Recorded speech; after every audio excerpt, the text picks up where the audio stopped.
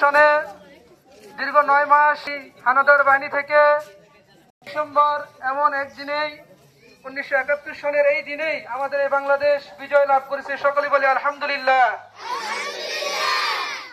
সেই 26 মার্চ থেকে 16 ডিসেম্বর পর্যন্ত 9টি মাস পাক হানাদার বাহিনীরা আমাদের দেশের মানুষের উপর জুলুম, অত্যাচার, অবিচার করে আমাদের দেশের সেনাবাহিনী সহ নিরস্ত্র মানুষদেরকে হত্যা করেছে। ঠিক কিনা?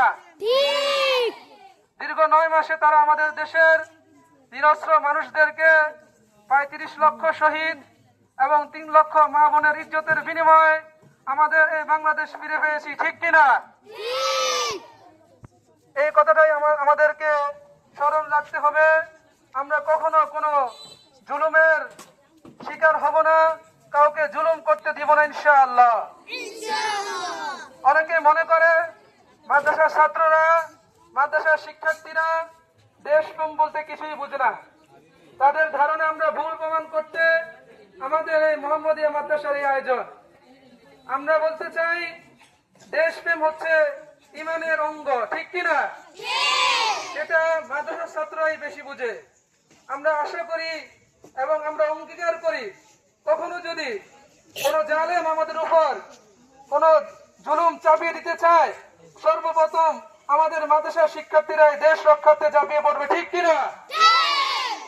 আমরা কখনো মাথা নত করব না জালেমের সামনে ইনশাআল্লাহ। আজকে আমাদের মোহাম্মদিয়া মাদ্রাসা থেকে আজকের বিজয় দিবস উপলক্ষে বিভিন্ন কর্মসূচি হাতে নিয়েছেন। যার মধ্যে 1 নম্বর কর্মসূচি হলো যে 1971 সনে মুক্তিযুদ্ধে যে সমস্ত বীর সৈনিকরা শহীদ হয়েছেন তাদের রূহের মাগফিরাত কামনায় কোরআন খতম এবং দোয়া মিলাদ। ইনশাআল্লাহ আলহামদুলিল্লাহ সকাল সকালই আমরা দোয়া মোনাজাত এবং কোরআন খতমের আয়োজন করেছি। শহীদদের জন্য রূহের মাগফিরাত কামনা আমরা দোয়া করেছি। এখন আমরা এলাকার মানুষকে সচেতন করার জন্যই আমরা একটি র্যালি বের করব, যাতে সকলেই বুঝতে পারে এই দিনটি আমাদের জন্য স্মরণীয়। ঠিক কিনা?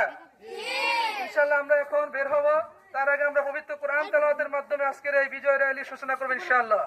এই পর্যায়ে পবিত্র কোরআন থেকে তেলাওয়াত নিয়ে আসছেন আমাদের অত্র প্রতিষ্ঠানের হিফজ বিভাগের শিক্ষার্থী ভাই মোহাম্মদ শাহাদাত হোসেন। হাফেজ শাহাদাত হোসেনকে সামনে আসার জন্য সবিনয় অনুরোধ করছি।